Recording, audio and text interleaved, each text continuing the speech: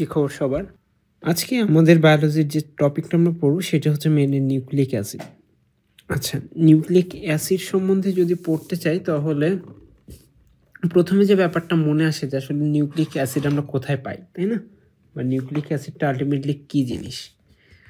Nucleic অ্যাসিডটা অনেক সময় শুনলে বোঝা যায় না যে এটা আসলে কোথা থেকে এসেছে, কিন্তু আমরা সবাই মোটামুটি ডিএনএ বা আরএনএর সাথে পরিচিত, তাই না?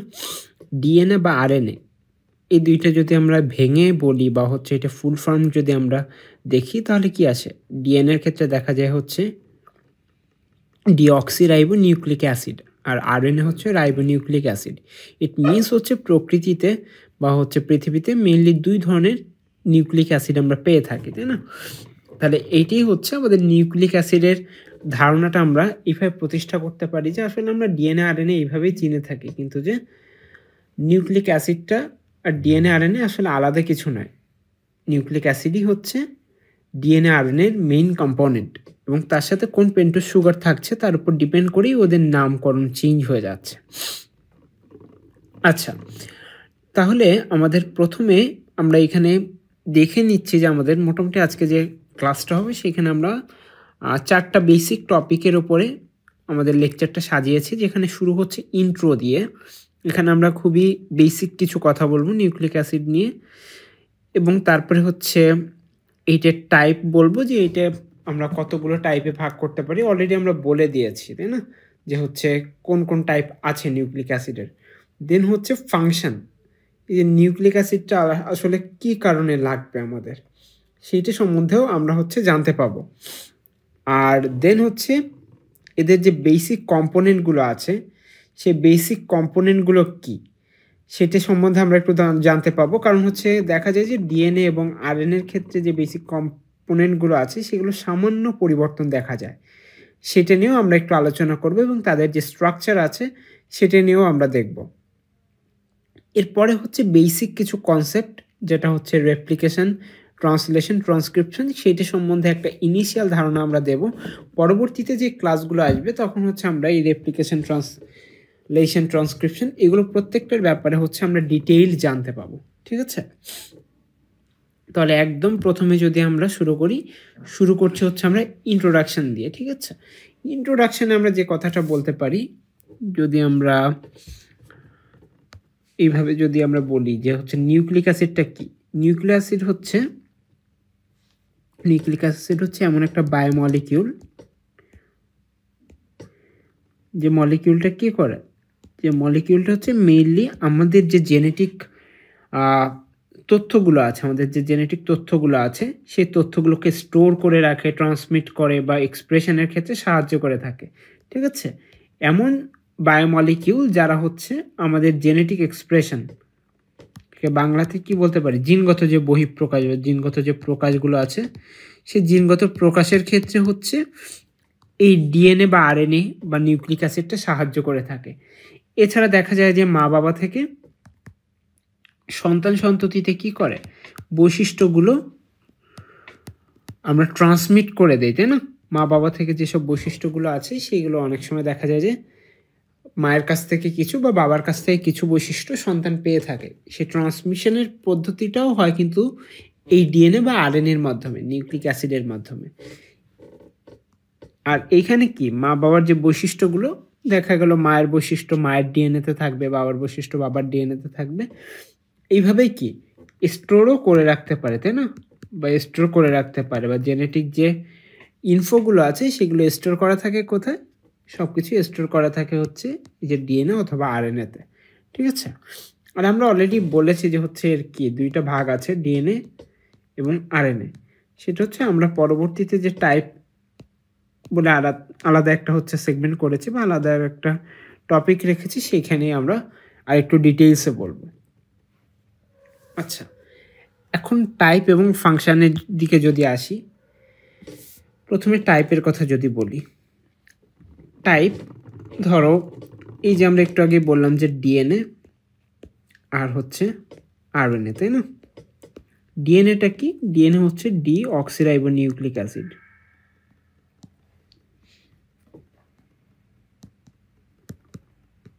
Deoxyribonucleic acid. আর হচ্ছে আরএনএ মানে হচ্ছে রাইবোনিউক্লিক অ্যাসিড, রাইবোনিউক্লিক অ্যাসিড। তাহলে এই দুইটা জিনিস হচ্ছে ডিএনএ বা আরএনএর ফুল ফর্ম। এখন এই যে ডিঅক্সিরাইবো আর রাইবোনিউক্লিক দুইটার ক্ষেত্রে একটা জিনিস দেখতে পাচ্ছি, রাইবোনিউক্লিক এটা কমন আছে, ঠিক আছে। তাহলে রাইবোনিউক্লিক কমন আছে, কিন্তু যে দেখা যায় যে এই ডিএনএর ক্ষেত্রে হচ্ছে একটা অক্সিজেন কম থাকে, 2 নাম্বার কার্বন হচ্ছে একটা অক্সিজেন কম থাকে, সেই জন্য ডিঅক্সি বলা হয়। ডি অর্থাৎ কি বোঝানো হয়, ডি দ্বারা হচ্ছে কম বোঝানো হয়, তাই না। ডি দ্বারা কম বোঝানো হয়, একটা অক্সিজেন কম থাকার জন্য এটিকে ডিঅক্সিরাইবোনিউক্লিক অ্যাসিড বলা হয় থাকে। এখন এই যে ডিএনএ বা আরএনএ এই কনসেপ্টটা কি, ব্যাপারটা তোমরা হয়তো শুনে থাকবে যে একদম প্রথমে যখন পৃথিবী নিয়ে বা পৃথিবীতে প্রাণের আবির্ভাব নিয়ে কথা শুরু হয়, তখন একটা হাইপোথিসিস আসে যেটাকে হচ্ছে আরএনএ ওয়ার্ল্ড হাইপোথিসিস বলা হয়ে থাকে, ঠিক আছে। যদি এটি একটু বাইরের কথা, তারপরেও তোমরা জেনে রাখতে পারো যে আরএনএ ওয়ার্ল্ড হাইপোথিসিস বলে একটা থিসিস দাঁড় করানো হয়, যেখানে বলা হয় যে আরএনএ থেকে আসলে সব কিছুরই সৃষ্টি হয়েছে, ঠিক আছে। যে কোনো যে জীবের সৃষ্টি সেটা আরএনএ থেকে সৃষ্টি হয়েছে। কারণ কি, দেখা যায় যে আরএনএ থেকে প্রোটিন তৈরি হয়, আর আমরা কি বলি, আমাদের জীবনের ভাষাই হচ্ছে প্রোটিন। প্রোটিন যদি না থাকতো তাহলে কি জীবদেহ থাকতো না, তাই না। তাহলে যে কোনো জীবনের সৃষ্টিটাই আরএনএ থেকে শুরু হয়েছিল। এটাই হচ্ছে আরএনএ ওয়ার্ল্ড হাইপোথিসিসের যে মূল কথা সেইটা। এখন এই যে ডিঅক্সিরাইবোনিউক্লিক অ্যাসিড আর রাইবোনিউক্লিক অ্যাসিড, এইখানে ওদের সুগারের কিছু চেঞ্জ আছে। যেমন রাইবোনিউক্লিক অ্যাসিডে হচ্ছে রাইবোজ সুগার থাকে, তারপরে হচ্ছে ডিএনএতে কি থাকবে, ডিঅক্সিরাইবোজ সুগার থাকবে, তাই না। তাহলে এদের ক্ষেত্রে দেখা যায় যে একটার সাথে আর একটার কিছু পার্থক্য আছে। সো তোমাদের ক্ষেত্রে অনেক সময় কোশ্চেন দিতে পারে যে যদি তোমরা একাডেমিক্সের ক্ষেত্রে পড়ো, বা অনেকের ক্ষেত্রে দেখা যায় যে ঢাকা ভার্সিটিতে এক্সাম দিচ্ছে, তাই না। ঢাকা ভার্সিটি এক্সাম দিলে দেখা যায় যে সেখানে রিটেন থাকে, 2.5 মার্কসের 4টা কোশ্চেন থাকে, সেখানে অনেক সময় চলে আসতে পারে যে হচ্ছে ডিএনএ আর আরএনএর মধ্যে পার্থক্য কী, ঠিক আছে। ডিএনএ আর আরএনএর মধ্যে পার্থক্যটা কী, তখন হচ্ছে আমরা এই ডিএনএ আর আরএনএর মধ্যে পার্থক্যটা নিম্নলিখিতভাবে লিখতে পারি। যেমন একটু আগে আমরা কিসের কথা বললাম, সুগারের কথা বললাম, তাই না। কোন সুগারটা থাকে, বললাম যে হচ্ছে ডিএনএর ক্ষেত্রে কি সুগার থাকবে, ডিঅক্সিরাইবোজ, তাই না। ডিঅক্সিরাইবোজ, রাইবোজ হচ্ছে সুগার, কিন্তু এখানে কি একটা অক্সিজেন কম থাকে বলে সেটাকে ডিঅক্সি বলা হচ্ছে। আর আয়রনের ক্ষেত্রে তাহলে কি থাকবে, আয়রনের ক্ষেত্রে হচ্ছে রাইবোজ সুগার থাকবে, ঠিক আছে। এছাড়া দেখা যায় কি, যদি হচ্ছে ডিএনএ স্ট্রাকচার দেখি, ডিএনএর স্ট্রাকচারটা আমরা জানি যে হচ্ছে অনেকটা এরকম মইয়ের মতো দেখতে, তাই না, এরকম সিঁড়ির মতো দেখতে এরকম। তাহলে এখানে কি, এখানে দেখা যায় যে 2টা স্ট্র্যান্ড আছে। স্ট্র্যান্ড কয়টা, 1টা 2টা, তাহলে এটা হচ্ছে ডাবল স্ট্র্যান্ডেড বা 2 সূত্রক বিশিষ্ট। কিন্তু যখন তুমি আরএনএ দেখবে যে আরএনএর স্ট্রাকচারটা অনেকটা এরকম, 1 সূত্রক থাকে, ওতে লুপ থাকে, ঠিক আছে, লুপ দেখা যায়, এবং সেটা দেখা যায় যে একটা সূত্রকই থাকে। সেই জন্য এখানে কি, এই আরএনএ হচ্ছে 1 সূত্রক বিশিষ্ট, আর ডিএনএ হচ্ছে দ্বিসূত্রক বিশিষ্ট, ঠিক আছে। এছাড়াও এখানে বেস থাকে, ঠিক আছে, কিছু বেস পেয়ার থাকে। এই যে আমরা যে দাগ দিয়ে দেখালাম, এটি কি আসলে হচ্ছে বেস পেয়ার থাকে। যদি হচ্ছে আমরা একদমই নর্মাল একটা স্ট্রাকচার যদি আঁকি, যদি বোঝার জন্য আঁকতে চাই, তখন দেখা যায় যে এই যে এরকমভাবে ওরা একটা আর একটার সাথে যুক্ত থাকে। 2টা স্ট্র্যান্ডের ক্ষেত্রে ধরো এখানে এ আছে, এর সাথে টি আছে, তার সাথে সি, সাথে জি আছে। এই এ আর টি হচ্ছে ডাবল বন্ডের সাথে যুক্ত থাকে, আর সির সাথে জি হচ্ছে ট্রিপল বন্ডের সাথে যুক্ত থাকে। এভাবে ওরা একটার সাথে আর একটা যুক্ত থাকে। এই যে এসিটিজি এই প্রত্যেকটারই এক একটা মানে আছে। এ মানে হচ্ছে অ্যাডিনিন বোঝায়, সি মানে হচ্ছে সাইটোসিন, টিতে হচ্ছে থাইমিন, আর জিতে হচ্ছে গুয়ানিন বোঝায়, ঠিক আছে। তাহলে অ্যাডিনিন, গুয়ানিন, সাইটোসিন আর থাইমিন, এই 4টা পাওয়া যায় কোথায়, ডিএনএতে পাওয়া যায়। আর আরএনএতে কি পাওয়া যাবে, আরএনএতে হচ্ছে এই যে থাইমিন, এই থাইমিনের বদলে হচ্ছে ওদের ইউরাসিল দেখা যায়, ঠিক আছে। ওদের থাইমিনের বদলে ইউরাসিল দেখা যায়, ইউরাসিল, এটাকে সংক্ষেপে ইউ দিয়ে প্রকাশ করে। তাহলে এখানে আমরা দেখলাম যে আমাদের 3টা পার্থক্য হয়ে গেল। একটা হচ্ছে ডিএনএ ডিঅক্সিরাইবোজ সুগার থাকবে, আরএনএ তার রাইবোজ সুগার থাকবে। ডিএনএর ক্ষেত্রে এটা ডাবল স্ট্র্যান্ডেড হবে, আর আরএনএর ক্ষেত্রে সেটা সিঙ্গেল স্ট্র্যান্ডেড হবে। এবং যদি হচ্ছে আমরা বেইজের কথা বলি, নাইট্রোজেনাস বেইজ, সেক্ষেত্রে হচ্ছে ডিএনএতে 4 ধরনের থাকবে, আরএনএতে 4 ধরনের থাকবে। এর মধ্যে অ্যাডিনিন, গুয়ানিন আর সাইটোসিন। অ্যাডিনিন, গুয়ানিন আর হচ্ছে সাইটোসিন, এই 3টা কমন থাকবে। কিন্তু যদি ডিএনএ হয় তাহলে থাইমিন থাকবে, আর যদি আরএনএ হয় তাহলে সেই ক্ষেত্রে ইউরাসিল থাকবে, ঠিক আছে। আর এদের কাজ মোটামুটি দুইটারই সেম। কি কি কাজ বলেছি, যদি আমরা ফাংশনের ক্ষেত্রে আসি, আমরা একটু কালার চেঞ্জ করে নিতে পারি, আমাদের এক্সট্রা একটু কালার যোগ করে রাখতে পারি এখানে। আচ্ছা, নীল কালার দিয়ে আমরা লিখলাম। তাহলে ফাংশন যেটা আছে, ফাংশনটা আমরা একটু মোটা করে লিখি। ফাংশনটা মেইনলি আমরা একটু আগেও বলেছি যে স্টোর করে রাখে, তাই না? জেনেটিক যে তথ্যগুলো আছে সেগুলো স্টোর করে রাখে। দেন আরেকটা কথা হচ্ছে কি, ট্রান্সমিট করে, তাই না? ট্রান্সমিট করে ওদের যে তথ্যগুলো আছে বা জেনেটিক তথ্যগুলো আছে মা বাবা থেকে সন্তান সন্ততিতে, সেটাকে ট্রান্সমিট করে নিয়ে যায়। দেন আরও একটা কথা বললাম কি, জেনেটিক এক্সপ্রেশন ঘটায়, অর্থাৎ যে আচরণগত পার্থক্য হোক বা হচ্ছে বৈশিষ্ট্যগত পার্থক্যই হোক, একটা প্রাণীর সাথে আর একটা প্রাণীর মধ্যে বেশ কিছু পার্থক্য আমরা দেখতে পাই। এইগুলো আসলে কোথা থেকে আসে? এগুলো আসলে এই যে ডিএনএ বা আরএনএর পার্থক্যের কারণেই হয়। মা বাবার থেকে যখন সন্তান সন্ততিতে যায়, তখন মা বাবারই কোনো বৈশিষ্ট্য সন্তান সন্ততিতে এক্সপ্রেস করে বা প্রকাশিত হয়। তাহলে আমরা মোটামুটি একটা ধারণা পেয়ে গেলাম যে হচ্ছে আমাদের এই যে নিউক্লিক অ্যাসিড, সেটার টাইপ কী কী আছে এবং এর ফাংশনালিটি কী, ঠিক আছে। তারপর আমরা থার্ড যে ব্যাপারটা নিয়ে জানতে যাচ্ছি, সেটা হচ্ছে বেসিক কম্পোনেন্ট অ্যান্ড স্ট্রাকচার, তাই না? তাহলে বেসিক কম্পোনেন্ট যদি আমরা বলতে চাই, এখানে একদম যদি আমরা বলি, এখানে আমরা সবুজ কালার দিয়ে লিখতে পারি বা নীল কালার দিয়ে লিখি। আচ্ছা, তাহলে আমরা যদি এখানে বলি যে বেসিক কম্পোনেন্টগুলো কি, এখানে প্রথমেই আসে হচ্ছে নিউক্লিওটাইড অ্যান্ড নিউক্লিওসাইড।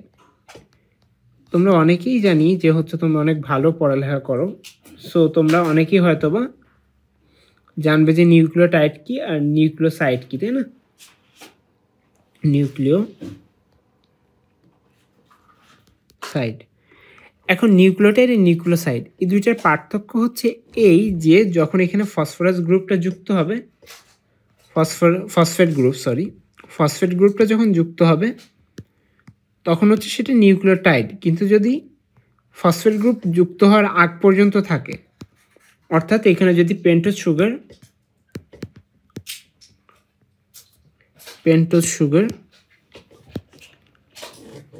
সেই সঙ্গে যদি নাইট্রোজেনাস বেস, N2 বেস, তাই না, এই দুইটা জিনিস যদি থাকে, পেন্টোজ সুগার অর্থাৎ 5 কার্বন বিশিষ্ট যে সুগারগুলো আছে, সেই সুগার, এখানে আমি আর একবার একটু লিখে দিচ্ছি, পেন্টোজ সুগার আর নাইট্রোজেনাস বেস। তাহলে এই যে 5 কার্বন বিশিষ্ট সুগার যদি থাকে, সেই সঙ্গে যদি নাইট্রোজেনাস বেস থাকে, তাহলে সেই দুইটাকে একসাথে হচ্ছে নিউক্লিওসাইড বলা হচ্ছে। পেন্টোজ সুগার মানে কি? পেন্টোজ সুগারটা অনেকটা হচ্ছে এরকম স্ট্রাকচার হয়ে থাকে, ঠিক আছে। এখানে 1টা 2টা 3টা এরকম টাইপের একটা স্ট্রাকচার হয়ে থাকে। এরকম পেন্টোজ সুগার দিয়ে হচ্ছে ওরা স্ট্রাকচারটা গঠন করে। আর সেই সঙ্গে নাইট্রোজেনাস বেস, নাইট্রোজেনের বেসের কথা তো আমরা বলেছি অলরেডি যে হচ্ছে ACTG, তাই না? এটা থাকবে, অথবা হচ্ছে ACUG থাকবে, তাই না? থাইমিনের বদলে ইউরাসিল থাকবে, আরএনএর ক্ষেত্রে চেঞ্জ হয়ে যাবে। তাহলে এই দুইটা জিনিস যখন থাকবে তখন সেটাকে আমরা বলবো নিউক্লিওসাইড। কিন্তু এর সাথে যখন আবার ফসফেট গ্রুপ যুক্ত হয়ে যাবে, তখন তাকে নিউক্লিওটাইড বলা হয়। এই জিনিসটা হয়তো অনেকেই তোমাদের না জানা থাকতে পারে, তবে এটা জেনে রেখো। অনেক সময় যদি কোশ্চেন করতে চায় বা অনেক সময় অনেকে নাও জানতে পারে, সেক্ষেত্রে এইখান থেকে কিন্তু স্টুডেন্টকে ধরিয়ে দেওয়ার একটা চান্স আছে। অনেকেই হয়তো বা এই কোশ্চেনটার আনসার পারবে না, সুতরাং এটা তোমরা জেনে রাখতে পারো। আর পেন্টোজ সুগারের কথা যেটা বললাম যে হচ্ছে 2 রকমের থাকতে পারে। যদি ডিএনএ হয় তাহলে হচ্ছে ডিঅক্সিরাইবোজ সুগার থাকবে, আর যদি আরএনএ হয় তাহলে হচ্ছে রাইবোজ সুগার থাকবে, ঠিক আছে। এখন এখানে যদি আমাদের নামগুলোর ক্ষেত্রে বলি, এখানে গুয়ানিন বলে একটা নাম আছে, সেটার একটু ইন্টারেস্টিং নাম। যে গুয়ানিন ব্যাপারটা হচ্ছে বাদুড়ের উড়ন্ত মল থেকে এসেছে, ঠিক আছে? নামটা একটু উইয়ার্ড টাইপের, বাট হচ্ছে এটা বাদুড়ের উড়ন্ত মল থেকে এসেছে গুয়ানিন, সেই জন্য এই নামটা একটু মনে রাখতে পারো। অনেক সময় এটা দিয়ে আসতে পারে যে গুয়ানিন আসলে কোথা থেকে এসেছে, ঠিক আছে? সো গুয়ানো থেকে এসেছে, যার মানে হচ্ছে বাদুড়ের উড়ন্ত মল, ঠিক আছে? এরপরে যে ব্যাপারটা আসে যে খালি কি এই যে নিউক্লিওটাইডের নিউক্লিওসাইড হলেই হয়ে যাবে? তাহলে কি তোমার একটা নিউক্লিক অ্যাসিড স্ট্রাকচার করে ফেলবে? অবশ্যই না। সেটা অবশ্যই কী হওয়া লাগবে? একটা পলিনিউক্লিওটাইড চেইন গঠন করা লাগবে, তাই না? একটা চেইন হলে তো হবে না, অনেকগুলো নিউক্লিওটাইড দিয়ে তারপরে ওদের একটা চেইন তৈরি করতে হবে, ঠিক আছে? পলিনিউক্লিওটাইড, তাই না? পলিনিউক্লিওটাইডের যে চেইন আছে সেই পলিনিউক্লিওটাইড চেইন লাগবে, অর্থাৎ অনেকগুলো নিউক্লিওটাইড মিলে একটা মালার মতো গঠন করবে বা একটা শেকলের মতো গঠন করবে, তখনই সেটা কি হবে? সেটা একটা সময় যে ডিএনএ বা আরএনএ ফর্ম করবে, তাই না? বা হচ্ছে নিউক্লিক অ্যাসিড ফর্ম করবে।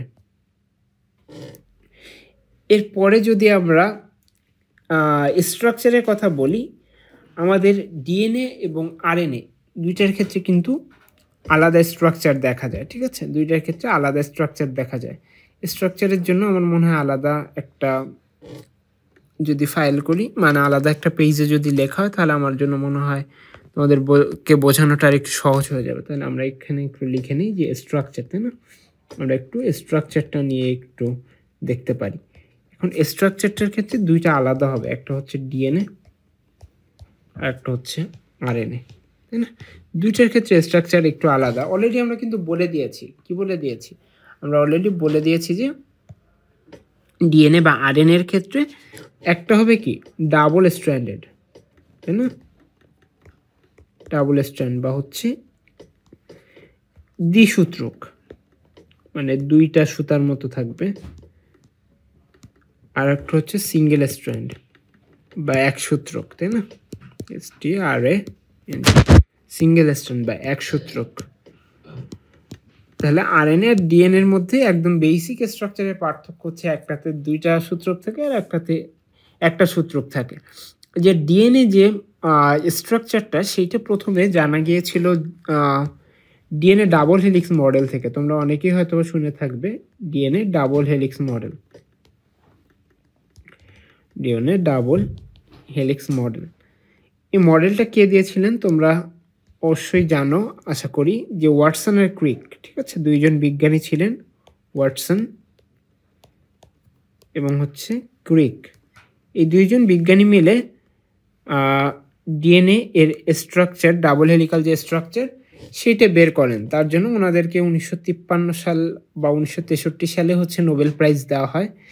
তাহলে এটি কিন্তু আমাদের যে বায়োলজির বা আমরা কি বলতে পারি জীববিদ্যার ক্ষেত্রে একটা যুগান্তকারী আবিষ্কার, তাই না? ডাবল হেলিক্যাল যে মডেলটা আমরা পাবলিশ করি, আমরা অবশ্যই পাবলিশ করি না, ওয়াটসন বা ক্রিক ওনারা পাবলিশ করেছিলেন, সেটা অবশ্যই কি আমাদের এই জীববিজ্ঞানের জগতে অনেক বড় একটা আবিষ্কার ছিল।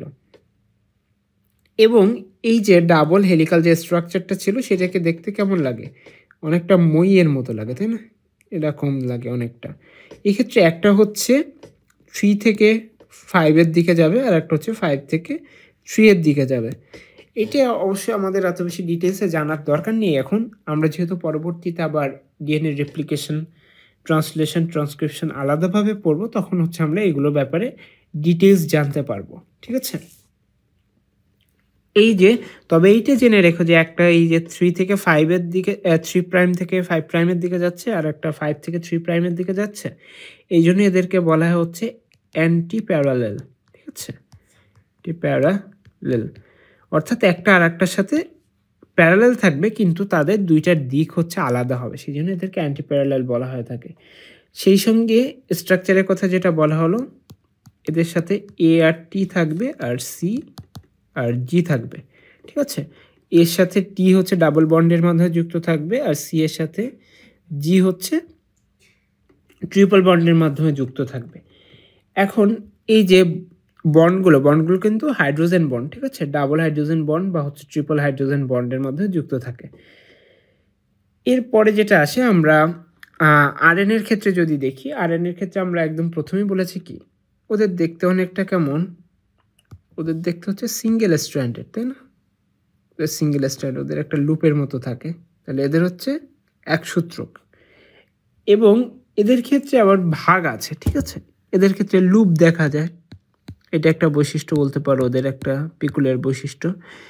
এবং এদের ক্ষেত্রে যে এজি, এটিসিজি এগুলোর বদলে ওদের দেখা যায় যে এআরটি ঠিক আছে, বাট হচ্ছে সরি এ আর টির জায়গায় হচ্ছে এ আর ইউ থাকে, ইউরাসিল থাকে, আর এখানে সাইটোসিন আর গুয়ানিন এগুলো সেম থাকে। তাহলে এখানে পার্থক্যটা হচ্ছে থাইমিনের বদলে ইউরাসিল চলে আসে, ঠিক আছে?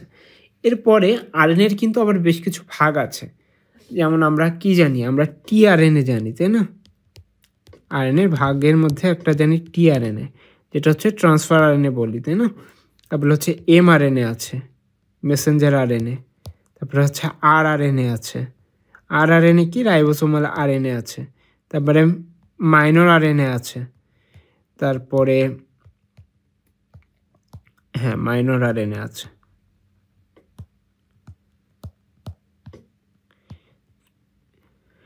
তাহলে এই যে আরএনএ যেগুলো আছে, এই আরএনএগুলো বিভিন্ন রকমের হয়ে থাকে। এরা বিভিন্ন টাইপের আরএনএ, এক একজন এক এক রকমের কাজ করে, এদের ফাংশন ভিন্ন ভিন্ন। কিন্তু দেখা যায় যে এই আরআরএনএটা আর টিআরএনএটা খুবই বেশি ইম্পর্টেন্ট, ঠিক আছে? কারণ হচ্ছে এই যে এমআরএনএটার কথাটা বলা হয়নি। এমআরএনএটা কি করে, ওদের যে জেনেটিক কোডগুলো আছে, আমাদের যে জেনেটিক কোডগুলো থাকে, সেই জেনেটিক কোডগুলো হচ্ছে ওরা ট্রান্সমিট করে নিয়ে যায়। এটা হচ্ছে মেসেঞ্জারের কাজ। আমাদের মেসেঞ্জার মানে কি, বাহক বা ক্যারিয়ার। এই মেসেঞ্জার হচ্ছে এই জেনেটিক কোডগুলো ক্যারি করে নিয়ে যাচ্ছে। কোথা থেকে কোথায় নিয়ে যাচ্ছে, যে মা বাবা থেকে সন্তান সন্ততিতে নিয়ে যাচ্ছে। আরআরএনএটাও খুব ইম্পর্টেন্ট, কারণ কি, এটা হচ্ছে যে রাইবোসোমটা আছে, সেই রাইবোসোমের থেকে আলটিমেটলি প্রোটিন তৈরি হচ্ছে, পরবর্তীতে প্রোটিন সিনথেসিস হচ্ছে, ঠিক আছে? আর টিআরএনএ কি, এই যে আরআরএনএর কাজ করার জন্য টিআরএনএই মেনলি সাহায্য করে, যে অ্যামিনো অ্যাসিডগুলো থাকে সেগুলোকে ট্রান্সফার করে রাইবোসোমে, তাই না? রাইবোসোমে হচ্ছে যে অ্যামিনো অ্যাসিডসগুলো থাকে সেগুলোকে হচ্ছে ট্রান্সফার করে নিয়ে যায়। তাহলে মোটামুটি এইটুকুই হচ্ছে স্ট্রাকচার, জেনে রাখো। পরবর্তীতে আমরা যখন আবার ডিটেলসে পড়বো তখন তোমরা আরও ভালোভাবে জানতে পারবে, ঠিক আছে? আজকে যেহেতু একদম ইনিশিয়াল ধারণা দিচ্ছি, সেই জন্য আমরা খুব বেশি ডিপে যাব না, একদম সুপারফিশিয়াল কথাগুলো আমরা বলবো, ঠিক আছে? এখন যদি আমরা হ্যাঁ, আমাদের মোটামুটি সব কিছুই শেষ। আমাদের বেসিক যে কনসেপ্টগুলো আছে, সেই বেসিক কনসেপ্টগুলো সম্বন্ধে আমরা একটু ধারণা দেব। আমরা হচ্ছে তিনটার কথা বলেছিলাম, তিনটা কনসেপ্টের কথা, তাই না? তিনটা কনসেপ্টগুলো কী কী ছিল? তিনটা কনসেপ্টের মধ্যে প্রথমে ছিল হচ্ছে রেপ্লিকেশন, ট্রান্সলেশন আর একটা হচ্ছে ট্রান্সক্রিপশন, তাই না? ট্রান্সক্রিপশন। তাহলে এই তিনটা হচ্ছে বেসিক কনসেপ্ট, ঠিক আছে? এই তিনটা হচ্ছে বেসিক কনসেপ্ট। এখন রেপ্লিকেশন ব্যাপারটা কি? রেপ্লিকেশন হচ্ছে ডিএনএ কপি তৈরি করা। ডিএনএ নিজের কপি নিজে তৈরি করবে। একটা ডিএনএর যে হেলিক্স থাকবে বা হচ্ছে যে দুইটা স্ট্র্যান্ড থাকবে, সেটা খুলে যে ডিএনএ নতুন নতুন কপি তৈরি হবে, ঠিক আছে? একটা থেকে দুইটা, দুইটা থেকে চারটা, চারটা থেকে আটটা, এরকম টাইপের করে হচ্ছে নতুন নতুন ডিএনএ কপি তৈরি করবে। এখানে মেইনলি হচ্ছে ডিএনএ কপি তৈরি করার সময় বেশ কিছু এনজাইম লাগে, যেমন হচ্ছে রেস্ট্রিকশন এনজাইম আছে, কিছু রেস্ট্রিকশন এনজাইম আছে, তারপরে লাইগেজ এনজাইম আছে, দেন পলিমারেজ এনজাইম আছে। পলিমারেজ, এর মধ্যে যে পলিমারেজ এনজাইম যেটা, সেটা অনেক বেশি ইম্পর্টেন্ট, ঠিক আছে? যে পলিমারেজ এনজাইম যেটা, পলিমারেজ এনজাইমটা হচ্ছে সবচেয়ে বেশি ইম্পর্টেন্ট। এই পলিমার তৈরি করেই হচ্ছে আসলে ডিএনএ কপিগুলো তৈরি হয়, ঠিক আছে? তাহলে এইটা হচ্ছে রেপ্লিকেশনের ব্যাপারটা। এখন যদি আমরা বাকি যে দুইটা আছে সেই দুইটা নিয়ে যদি আমরা একটু বলতে চাই, বাকি যে দুইটা আছে সেই দুইটা নিয়ে যদি আমরা বলতে চাই, আছে হচ্ছে ট্রান্সলেশন, তাই না? ট্রান্সলেশন ব্যাপারটা কি? ট্রান্সলেশন ব্যাপারটা একদমই সিম্পল। ব্যাপারটা দ্বারা বোঝায় হচ্ছে তুমি ডিএনএ থেকে আরএনএ তৈরি করবে, ডিএনএ থেকে আরএনএ তৈরি করবে, আর আরএনএ থেকে প্রোটিন তৈরি করবে, ঠিক আছে? আরএনএ থেকে প্রোটিন তৈরি করবে। এইখানে এই যে ডিএনএ থেকে আরএনএ যেটা তৈরি হচ্ছে এটাকে বলা হয় ট্রান্সক্রিপশন, আর আরএনএ থেকে প্রোটিন তৈরি যেটা সেটা হচ্ছে ট্রান্সলেশন, ঠিক আছে? তাহলে যদি আমরা এই দুইটাকে আমরা একসাথে লিখতে পারি, এটাকে আলাদাভাবে না লিখে তোমাদের কনসেপ্টটা যদি বুঝতে সুবিধা হয় সেই জন্য আমরা এই দুইটাকে একসাথে লিখতে পারি। তোমরা পরীক্ষার ক্ষেত্রে কি করে পড়ো আমি জানি না, কিন্তু যেহেতু বায়োলজি অনেক বেশি পড়া, সেই ক্ষেত্রে তোমাদের জন্য যেসব ফ্লো ডায়াগ্রামগুলো আছে বা ছবিগুলো আছে সেগুলো প্র্যাকটিস করে করে বা একে একে পড়াটা অনেক বেশি ইম্পর্টেন্ট বলে আমি মনে করি। আমরা যেটা বলছিলাম যে ডিএনএ থেকে আরএনএ তৈরি করে, আর এই আরএনএ থেকে কি করে, আরএনএ থেকে আবার প্রোটিন তৈরি হয়, তাই না? আরএনএ থেকে আবার প্রোটিন তৈরি হয়। এই যে ডিএনএ থেকে আরএনএ তৈরির যে প্রক্রিয়া সেটাকে আমরা কি বলছি? ডিএনএ থেকে আরএনএ তৈরির প্রক্রিয়াকে আমরা বলছি ট্রান্সক্রিপশন, ট্রান্সক্রিপশন। আর আরএনএ থেকে প্রোটিন হচ্ছে ট্রান্সলেশন, ট্রান্সলেশন, ঠিক আছে? তাহলে এই দুইটা জিনিস মনে রাখলেই তোমাদের হবে যে হচ্ছে তোমাদের ট্রান্সক্রিপশন আর ট্রান্সলেশন কি। তাহলে ট্রান্সক্রিপশন ব্যাপারটা কি বুঝতে পারলে, ডিএনএ থেকে যদি আরএনএ তৈরি করতে যাই তাহলে সেটা হচ্ছে ডিএনএ থেকে আরএনএ তৈরি করতে চাইলে হচ্ছে ট্রান্সক্রিপশন, ট্রান্সক্রিপশন। আর যদি হচ্ছে তুমি